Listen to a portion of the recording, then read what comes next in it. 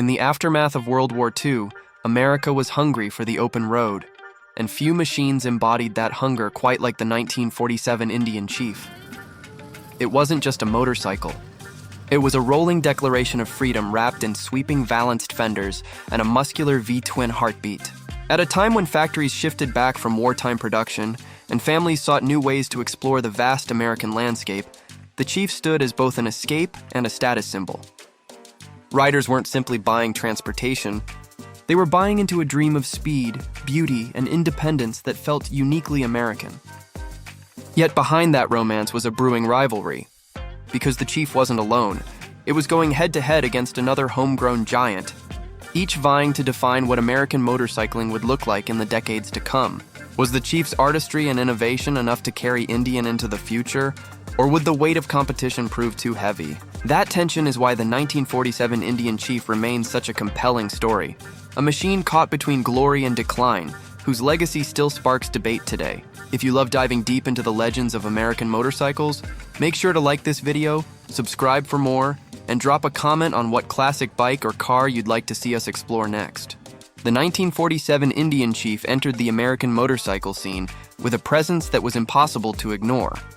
The Indian Chief 1947 combined curving fenders, a thundering engine, and a visual style that made it instantly recognizable. Riders in post-war America were seeking not just utility, but personality, and the Chief delivered a statement about who you were before you even turned the key.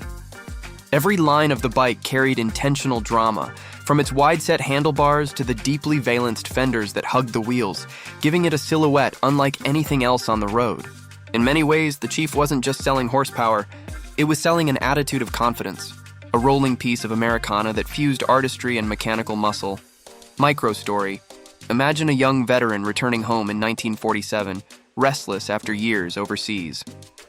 He craved not just work and routine, but a way to express the energy and freedom he had fought for. The Indian Chief sat gleaming in the dealership window, promising something beyond transport, the sense of reclaiming control. When he finally threw a leg over that saddle and cracked the throttle, he wasn't just going for a ride. He was making a statement to the world. This was not a bicycle with an engine. This was a machine worthy of a generation that wanted to live again. Context digest. The design cues of the Indian Chief 1947 weren't created in a vacuum. Designers and engineers were consciously trying to separate Indian's flagship from the plain, almost industrial look of its competition. The sweeping curves weren't just aesthetic. They gave the bike a grounded, heavy presence that suggested stability on long stretches of highway. In an era before marketing departments dictated trends, these decisions reflected a deeper philosophy. Indian was betting on beauty as much as performance, reflection bridge.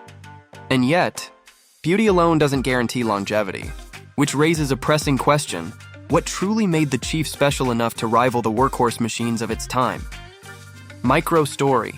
Dealers across America would often line the 1947 Chiefs out front because they knew passers-by would stop and stare.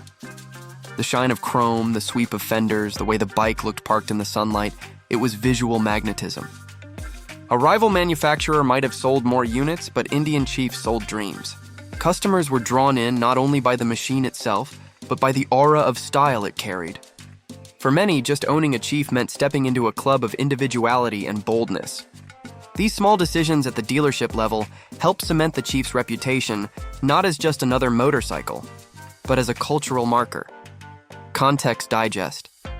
Underneath the artistic styling sat a robust V-twin engine, producing reliable torque for long-distance cruising. While not necessarily the fastest machine on the market, the Chief was engineered for balance, comfort, and durability. Riders praised its ability to soak up miles without shaking them to pieces, something especially valued on the rough American roads of the 1940s. This was a bike built for the vastness of the continent, capable of carrying a rider across states with both grace and grit. Micro story. A traveling salesman once recounted how his Indian Chief carried him from Chicago to Denver without a major hiccup. He spoke less about speed and more about the way people looked at him as he rolled through small towns. Onlookers admired the size, the paint, and the distinctive sound that set it apart. His Chief wasn't just his transportation. It was his calling card, a rolling advertisement that said he was different, successful, and perhaps even daring. That perception mattered, and it gave the bike a reputation larger than life. Reflection bridge. What emerges is a deeper understanding. The Indian Chief 1947 was not merely a collection of parts, but a carefully orchestrated balance of image, engineering, and cultural timing. Context digest. The post-war economy played its part too. With factories freed from wartime production, consumers suddenly had access to products with more style and leisure appeal.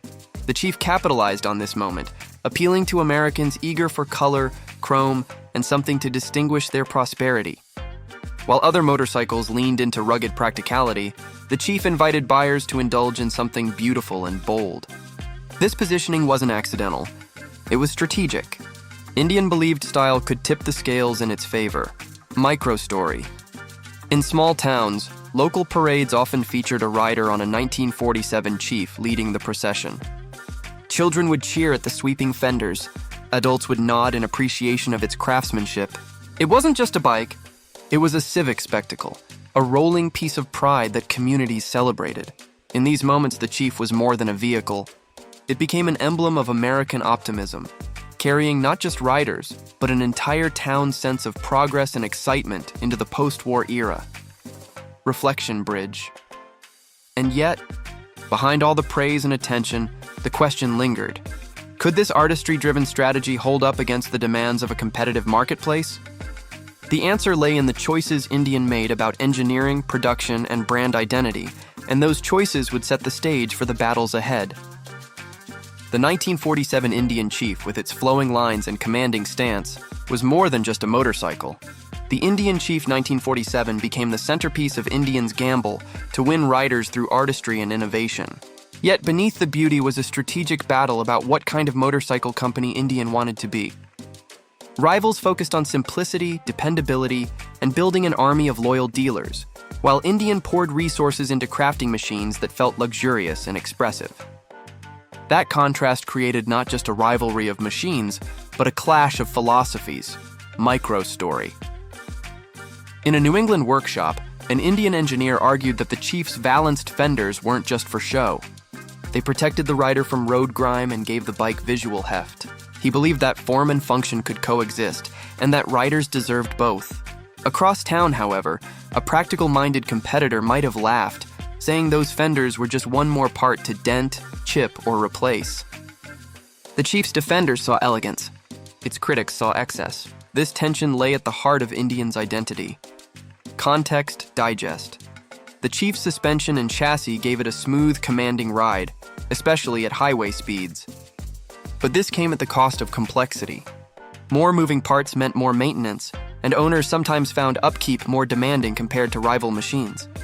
Dealers who loved the Chief praised its comfort. Others worried that ordinary riders would find it intimidating to service. The very qualities that set it apart also carried hidden burdens. Reflection bridge. What's striking is how the Chief embodied a choice.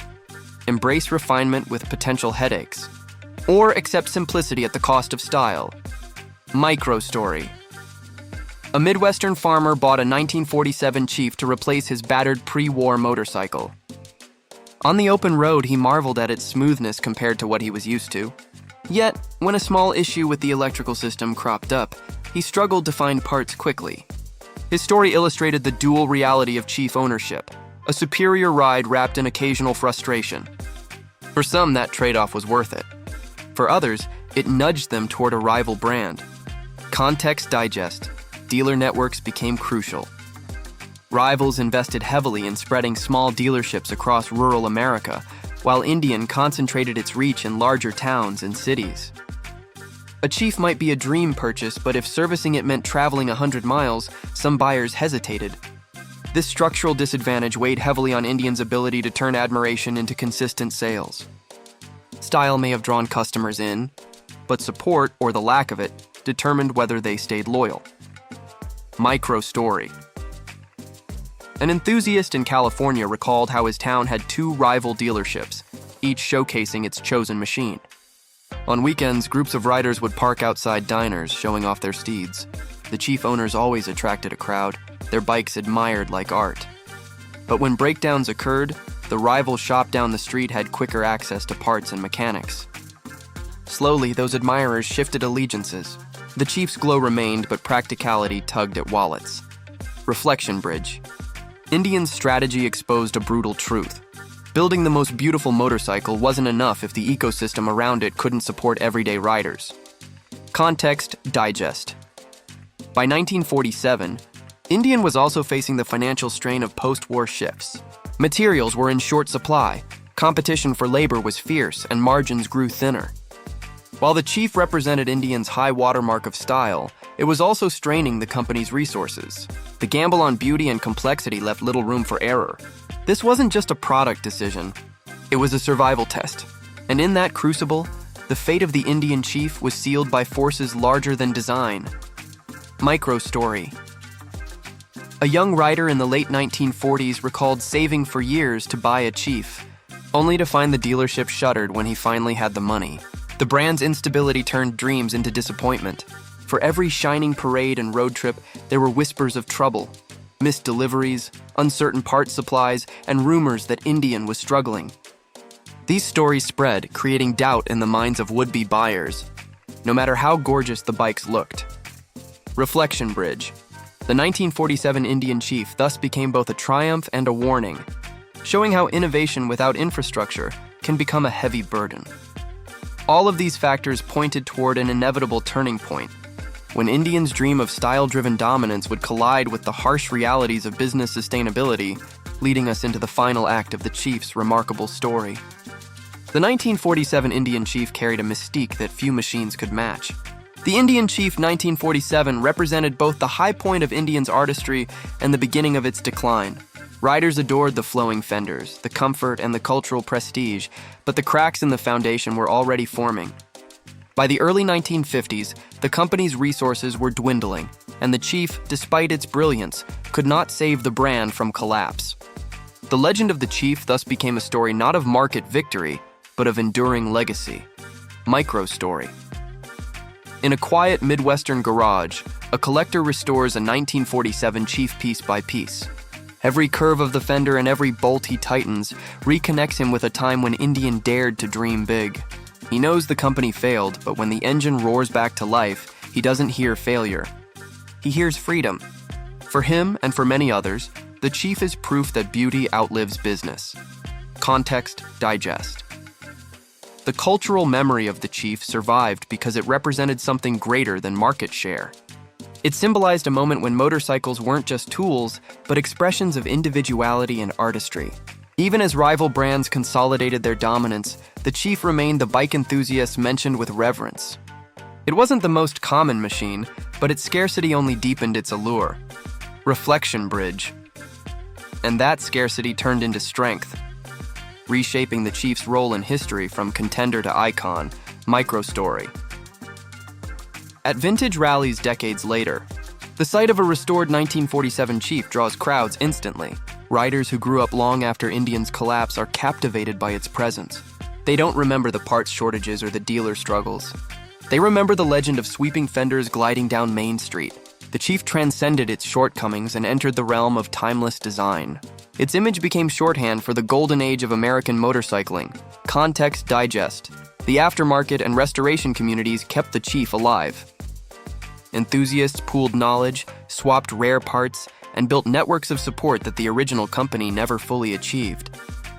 Ironically, the culture that grew around keeping the Chief alive proved more enduring than Indian's original infrastructure. What began as a flaw, the difficulty of maintenance, turned into a badge of honor among collectors who valued the challenge of preservation. Micro story. A grandfather passes down his 1947 Chief to his grandson, telling stories of when he first bought it new. For the grandson, riding it decades later isn't about practicality, it's about connection across generations. The bike becomes more than metal and rubber, it becomes family heritage. This is the Chief's ultimate triumph, its ability to carry meaning far beyond the sales charts of its era. Reflection bridge.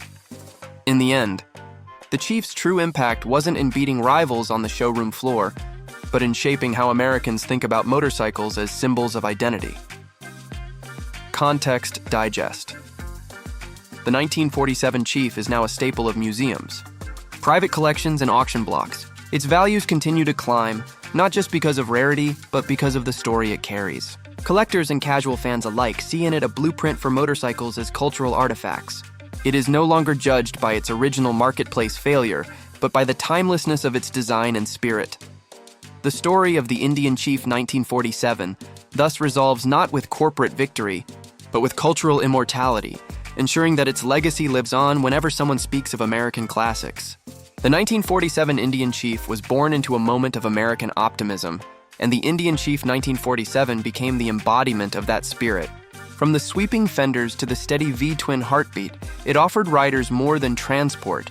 It offered a vision of freedom, artistry, and individuality on two wheels.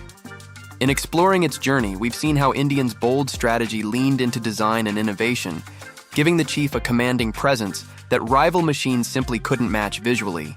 But we've also uncovered the hidden costs of that strategy: complexity, fragile dealer support, and financial strain that eventually pulled the company under. The Chief's story is a reminder that in the world of machines, engineering brilliance and cultural impact don't always guarantee commercial survival. For American riders today, the legacy of the 1947 Chief carries several takeaways. As an ownership reality, collectors know it's not a motorcycle you buy for convenience. It's one you buy for heritage, for the challenge of restoration, and for the pride of keeping a legend alive. As a market angle, the Chief has transformed from a competitive product into a high-value artifact, fetching attention at auctions and rally fields as a piece of rolling art. And as a cultural blueprint, it still defines what many consider the golden standard of motorcycle styling, proof that even short-lived triumphs can echo for generations. The Chief never fully dethroned its rivals, but in many ways it didn't need to. Its role was to show what motorcycles could aspire to be, blending performance with a sense of identity that transcended function. Riders still stop in their tracks when they see one restored, not to admire sales figures, but to admire beauty, ambition, and the daring to dream. That is why the 1947 Indian Chief endures, not as a relic of failure, but as a living testament to the idea that some machines are built not just to be ridden, but to be remembered forever.